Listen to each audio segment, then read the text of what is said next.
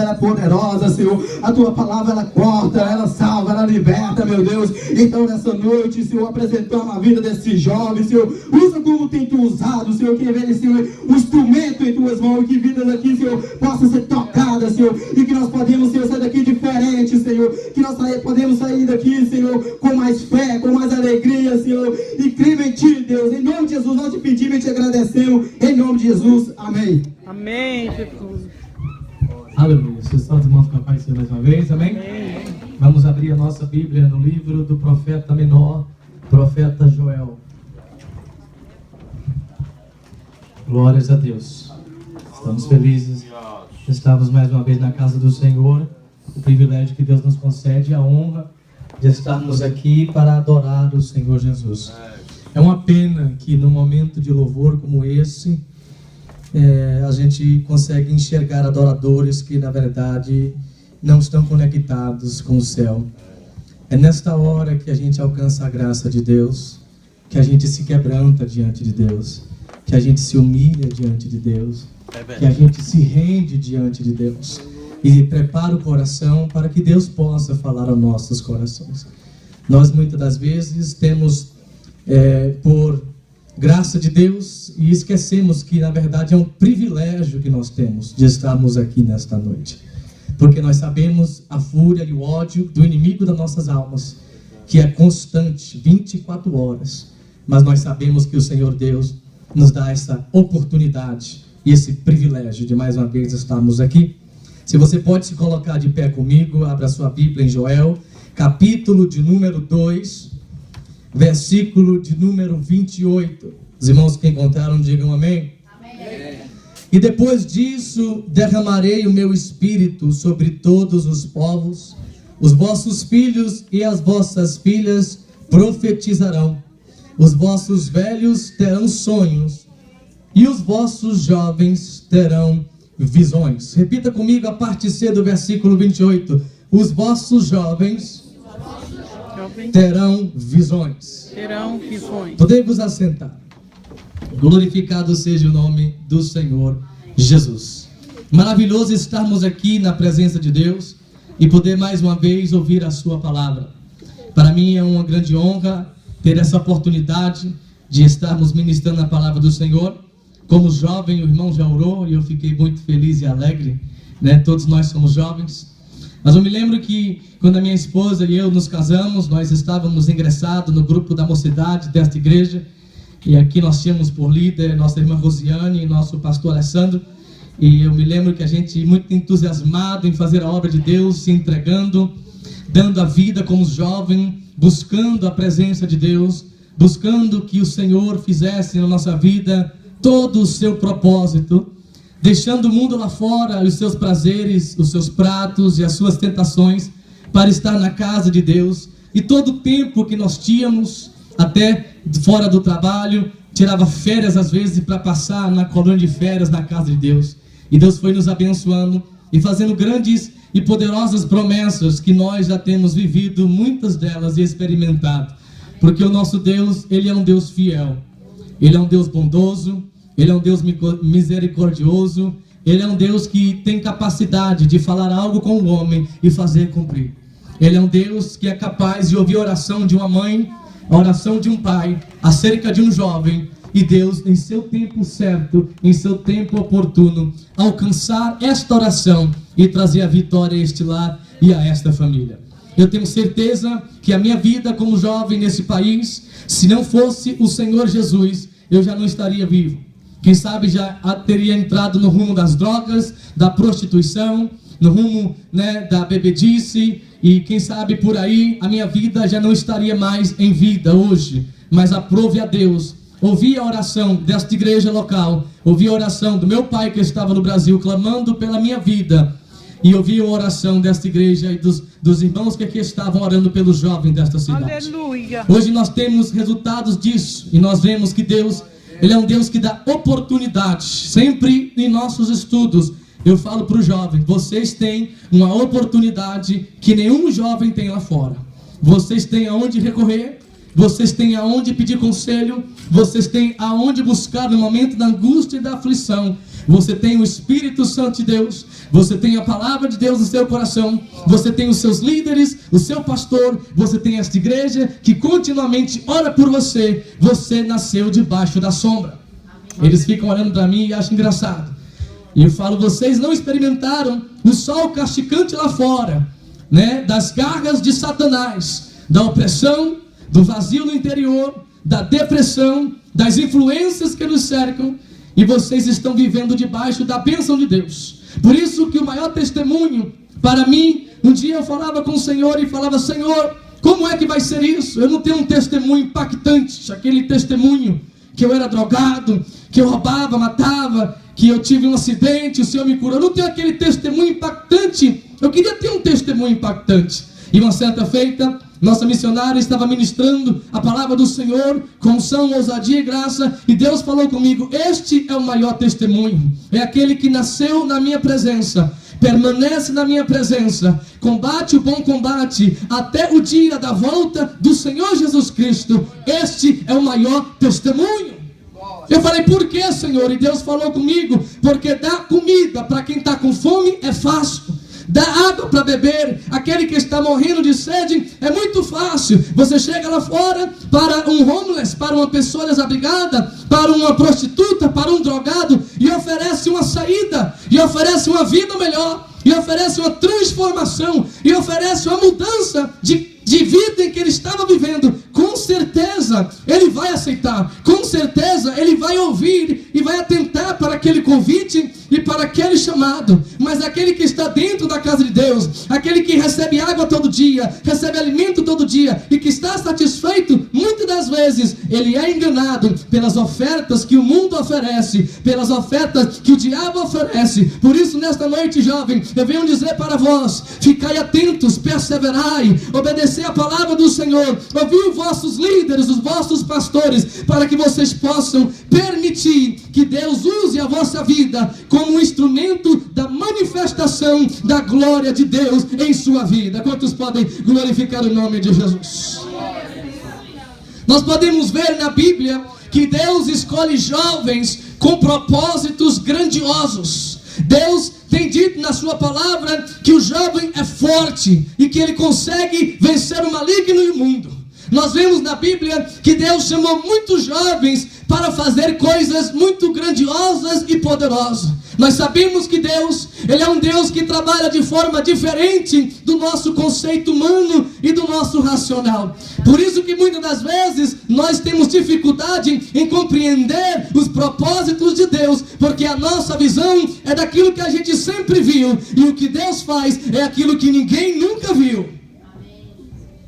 Muitas das vezes nós estamos esperando algo que nós pensamos que pode acontecer, enquanto Deus está dizendo que quer fazer algo que nunca aconteceu, acontecer na sua vida e na minha vida, para que o nome de Deus seja através de mim glorificado e as pessoas vejam as obras de Deus manifesta em minha vida como jovem, como servo de Deus, como um crente em Jesus Cristo. Quantos querem nesta noite que a sua vida seja a manifestação da glória de Deus? Levanta a mão para o céu e dá um glória a Deus bem alto.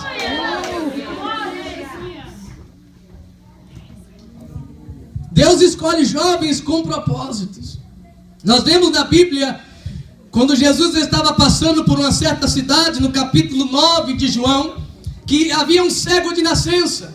Ele não tinha os olhos, e Jesus apresenta-se diante daquele homem e faz o lodo, e automaticamente ele coloca o lodo na face daquele homem e fala para ele: vai até o tanque de Siloé, que significa o enviado, e lava-te. E a Bíblia diz que ele foi até aquele lugar, e quando ele voltou daquele lugar, ele já estava vendo. Repita comigo: ele estava vendo. Estava vendo. Todos nós nascemos com um propósito em nossa vida, mas nós nascemos cegos para esse propósito. Se Deus, através de Jesus Cristo, na pessoa e no poder do Espírito Santo, não fizer um milagre na nossa visão, a gente permanece cego para o propósito de Deus, para o resto da nossa vida. É por isso que quando nós de Deus, no momento de louvor e de adoração, não é momento de estarmos dispersos, não é momento de estarmos olhando para um lado e para o outro, mas é momento de derramar o nosso coração e a nossa alma e dizer: Senhor, até aqui o Senhor tem me ajudado, mas eu preciso de uma cura espiritual. Abre os meus olhos, dá-me visões para que eu venha cumprir na minha mocidade, na minha vida, o teu propósito na terra. Louvado seja o nome do Senhor Jesus Cristo. Quanto podem dar glória ao Senhor? Diga para o irmão que está do seu lado: é necessário um milagre. Diga para ele, para que você possa ver, jovem, o propósito de Deus na tua vida. É verdade. O propósito de Deus na nossa vida não é só que nós sejamos salvos, alegres, cheios do Espírito Santo e estejamos aqui sentados domingo após domingo, aqui na presença de Deus. Deus tem um propósito incrível. Deus tem um propósito que vai abalar nações, que vai abalar reinos. Deus tem um propósito de me usar e de te usar, irmãos, para transformar esta terra, este mundo, este globo, porque Deus é um Deus de coisas grandes e poderosas. Deus escolheu aquele homem que não tinha visão para colocar dentro dele um olho. Ele não tinha a bola do olho. Ele era um jovem. Ele estava ali, nasceu naquele lugar, pedindo esmola. Era um projeto falido. Aquele jovem era um projeto falido. Segundo a tradição judaica, e nós podemos ver os tempos antigos, o jovem, a única coisa que ele podia fazer é ficar à porta da entrada do templo ou à porta da rua pedindo esmolas. Era um jovem sem sucesso. Quem ia querer casar com aquele jovem? Ninguém ia querer casar com aquele jovem. E a Bíblia diz que desde nascença ele havia nascido com aquele problema, com aquela deficiência física, com aquela impossibilidade, um caso falido. Os discípulos olham para aquele homem e logo indagam ao Senhor Jesus: Senhor, quem pecou, este ou o pai dele, para que nascesse cego? Os discípulos que tinham olhos estavam cegos e não enxergavam que Deus falou para eles. Jesus virou para os discípulos e disse: olha, calai-vos, vocês não entenderam, seja glorificado. Deus permite muitas das vezes nós vivemos uma vida lá no mundo, seja um testemunho vivo. Eu quero que o Senhor faça na minha vida tudo aquilo que os linguarudos, que os malfeitores, que os faladores, que os mentirosos, que o diabo anda enganando por aí, anda falando lá fora. Eu quero que o Senhor faça na minha vida tudo o contrário, para provar que aonde Deus está não tem nada disso, porque o Senhor é fiel. Eu falei com Deus: eis-me aqui, Senhor. Eu sou um jovem que estou me colocando à disposição da vontade de Deus. Manifeste-se em mim, Senhor, a tua obra em minha vida. Jovem, Deus te chama com propósito. Aleluias.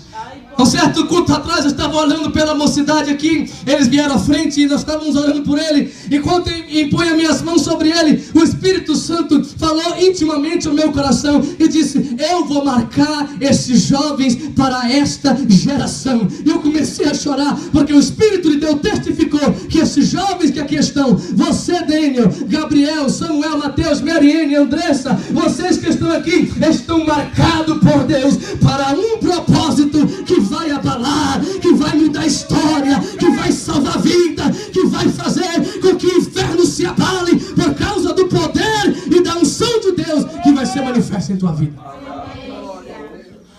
Aquele cego passou por muitas oposições e perseguições, porque ninguém estava crendo no milagre que Jesus havia feito na vida deles. Mas ele dizia e contestava consigo e com aqueles que indagavam o seu milagre, e dizia: eu era cego e agora eu vejo. Aleluia!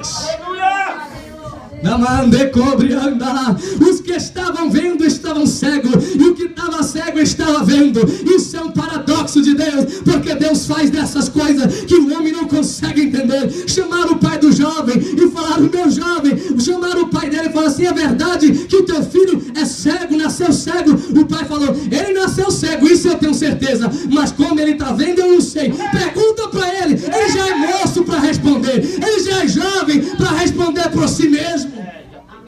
Já tem idade, já there might be 16. Aleluia. E a Bíblia diz que eles vão até aquele jovem e fala: me fala, jovem, quem foi que te curou? Quem fez isso na sua vida? E ele pega e diz: foi um profeta, foi Jesus. Mas ele não conhecia Jesus ainda, porque Jesus o curou e retirou-se do lugar. E ele foi e voltou vendo, e dali ele não viu mais Jesus, mas ele ainda estava cego espiritualmente. Mas ele já começava a ver. E Deus fez um milagre para realizar um propósito na vida daquele jovem. O Deus a quem eu sirvo é um Deus que ainda faz milagre. Aleluia. Aleluia. Pegue na mão do seu irmão, olhe no olho dele e diga assim: Deus ainda faz milagre. Olhe para ele, olhe para ela e diga: Deus ainda hace milagres. Em nome de Jesus, Deus faz milagre. Quem crê nos milagres de Deus, levanta a mão. Eu quero saber quem crê. Você tem que ter fé. Fé no que se vê é esperança, tá? Fé tem que ser naquilo que não se vê. Aleluia. Quando a Bíblia fala que Moisés teve fé, nós vemos que ele estava crendo naquilo que ele não via. Se tivesse um barco ali, ele podia ter fé de que nós podíamos pegar aquele barco e atravessar o mar, mas não tinha barco, então não tinha nenhuma esperança e nenhuma saída. Mas o Deus a quem ele servia é o Deus que faz a esperança brotar, a saída brotar, o milagre acontecer. Deus abre o mar para você passar. Deus abre o mar para você passar. Deus abre o mar para você passar. Eu estava conversando com a minha esposa ontem na volta do culto, e eu falando algumas coisas para ela, e ela disse: Rani, eu estava estudando e eu fui aprofundar sobre o milagre da abertura do mar, e eu pude entender que o mar não se abriu da onde Moisés estava à outra margem. Ela estudando, ela aprendeu que o mar se abriu da outra margem até onde ele estava. E ela disse para mim: você pode não estar vendo, porque você só está vendo o mar, mas Deus já está trabalhando lá do outro lado.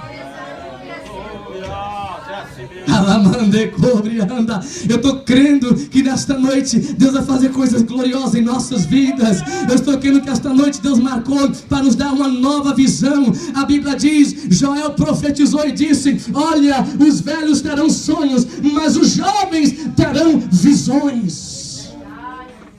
Jovens necessitam de visões, e a Bíblia está repleta de jovens que tiveram visão. Foram jovens homens de Deus que tiveram os olhos abertos para entender o seu chamado na terra e o propósito que Deus havia estabelecido para eles. Aleluia. Eu estava com outra mensagem nesta noite, mas o pastor já falou que nós temos que ter uma carta na manga para o jovem. Então já deixei a pé de lado e vim na presença do Espírito Santo e falei: Senhor, enche o meu vaso, coloca na minha boca as palavras e fala com essa mocidade, e fala com a tua igreja. E eu tenho certeza que o Senhor Jesus nesta noite vai entregar visão a jovens, para que possam entender o propósito de Deus e fazer cumprir a obra de Deus na terra. Quantos querem nesta noite? Deixa eu ver sua mão. Quantos querem nesta noite? Deixa eu ver sua mão. Levanta a mão, participa do culto. Aleluia. Jovens, quando Deus fala através do profeta Joel e renova a promessa lá no dia de Pentecoste, quando Pedro prega aquela multidão e mais de quase 3 mil almas foram salvas, nós sabemos e entendemos que o contexto da profecia de Joel é um contexto mileniar. Nós sabemos que esta profecia, ela já está se cumprindo como um derramamento, como um enchimento contínuo, mas essa encheção geral só vai acontecer no milênio, porque esta promessa, ela é uma promessa escatológica. Mas o que me chama a atenção é a parte B, a parte C do versículo, quando o profeta fala: vossos filhos terão sonhos, vossos velhos terão sonhos, e os vossos jovens terão visões. Deus precisa de jovens que veem além do natural, que veem além da razão, que vem além do que escutam, retirindo os teus ouvidos, que vem de acordo com a perspectiva da palavra de Deus. Nós vemos na Bíblia José, a Bíblia diz que ele era um ideal de uma vida limpa. Ele tinha uma visão. Que visão tinha José? De santidade e pureza. Ele nasceu num lar evangélico. Ele nasceu dentro da igreja, jovem. Cresceram dentro da igreja e tinha 11 irmãos. Porém, Deus deu a José um sonho e uma visão. E nós podemos ver que o jovem José era um jovem que sonhava o sonho de Deus. O sonho de José não era ser um profissional do ramo. O sonho de José era cumprir um propósito de Deus. O sonho de José não era nada neste mundo. Queria trazer-lhe fama, riqueza, prazeres e um bom nome. O sonho de José era que Deus cumprisse o seu propósito e o seu chamado na sua vida. Então Deus o escolhe, porque Deus havia sondado o coração daquele jovem para que ele pudesse ser um instrumento na mão de Deus, e através de José as obras de Deus sejam manifestas na terra. Aleluia. Deus vai manifestar suas obras, sabe aonde, igreja? Na minha vida. É na minha vida que Deus vai manifestar o seu poder, a sua glória e a sua presença, para que o mundo lá fora possa enxergar que Deus ainda está vivo e é poderoso e faz milagre acontecer no jovem que se dá e se entrega na presença do Senhor. Jovem que tinha visão de uma vida limpa, uma vida que não se contaminava. Lá em Salmos 119, versículo 9, a palavra de Deus. O jovem purifica-se de Deus, do céu para a noite, e diz: eu quero, Senhor, santificar a minha vida, purificar a minha vida, e quero que o Senhor venha me abençoar. Hoje eu tenho colhido frutos das minhas decisões há 7, a 10, a 15 anos atrás, como jovem neste lugar. Quantos podem glorificar a Deus nesta noite? Mude as decisões da sua vida, jovem, hoje. Mude as decisões da sua vida. Eu não sei se as suas decisões têm trago impureza à sua mente, têm trago culpa ao teu coração, tem feito você viver por dentro aflição e guerra, porque você não tem paz com o Espírito Santo de Deus, por causa que tem impureza na sua vida. Mas nesta noite Deus está dizendo: eu vou te dar visão, jovem. Deus vai te dar uns olhos novos, Deus vai te dar uma nova perspectiva, um novo panorama. Deus vai colocar diante de ti para você ver a impureza e a contaminação do mundo e dizer: Senhor, eu quero santificar a minha vida em tua presença, Deus. Porque há uma certeza de um juízo. Deus irá julgar nossas ações. Jovem com visão, a força moral é superior à física. Provérbios 20:20. A glória dos jovens é a sua força, e a beleza dos velhos são os cabelos brancos. A glória do jovem é a sua força. José foi tentado a cair com a mulher de Potifar.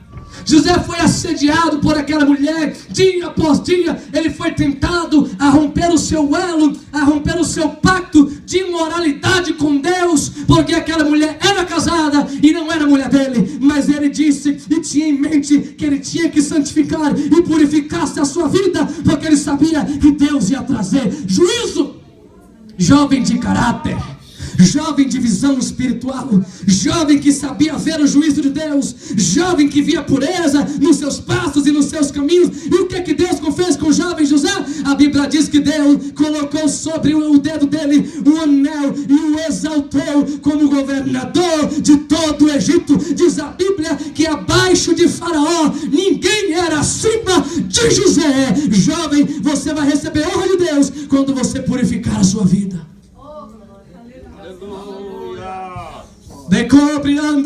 Você, jovem, vai ter honra de Deus quando você purificar a sua vida e na presença de Deus você se entregar, porque sabe que vem o juízo.